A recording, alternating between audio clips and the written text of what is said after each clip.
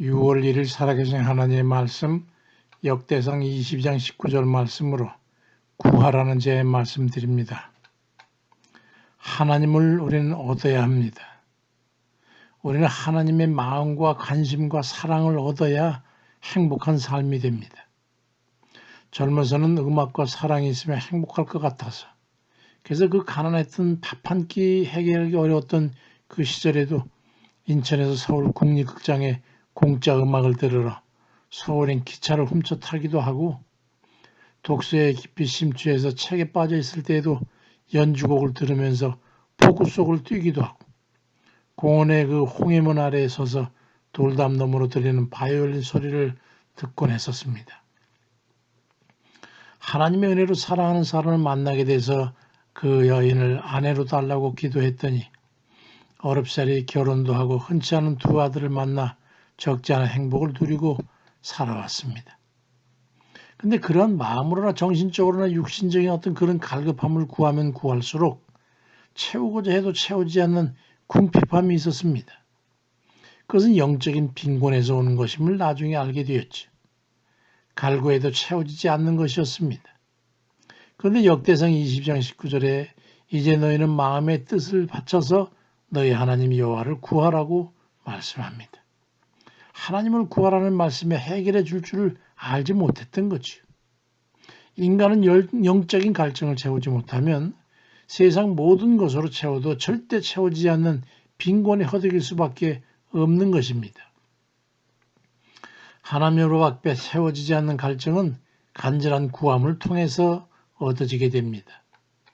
간구를 통해서 얻어지는 하나님으로 인한 만족함과 충만한 포만은 주께서 마태복음 7장 7절 이하에 구하라 그러면 너에게 주실 것이요 찾아라 그러면 찾을 것이고 문을 두드리라 그러면 너에게 열릴 것이니 구하는 이마다 받을 것이고 찾는 이는 찾아낼 것이고 두드리는 이에게는 열릴 것이니라. 너희 중에 누가 아들의 떡을 달라 하는데 돌을 주며 생선을 달라 하는데 뱀을 줄 사람이 있겠냐. 너희가 악한 자라도 좋은 것으로 자식에게 줄 줄 알거든 하물며 하늘에 계신 너희 아버지께서 구하는 자에게 좋은 걸로 주시지 않겠냐고 하는 이 말씀 속에 깊이 담겨 있습니다. 이 하나님을 구하라는 말씀은 기도와 깊은 관련이 있는 말씀입니다.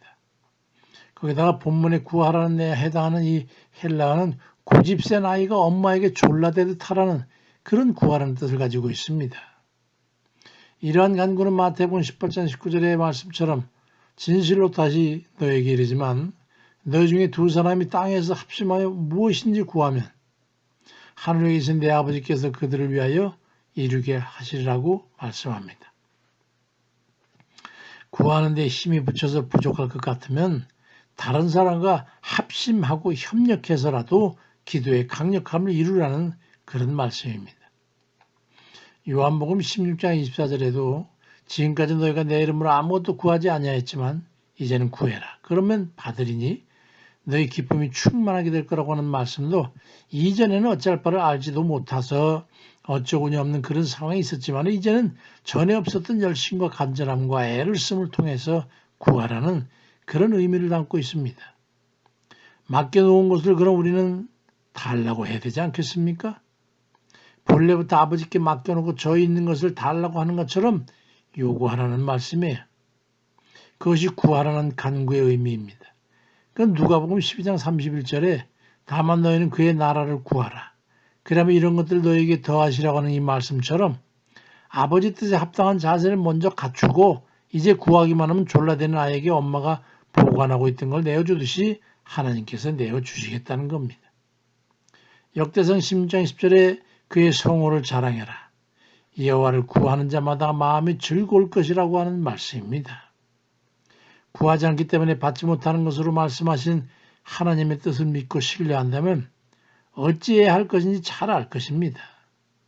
하나님의 마음과 사랑을 얻어 주께 무엇이니 구하여 받아 누리는 그런 이들 다 되시길 주의 이름으로 축원드립니다. 아멘입니다.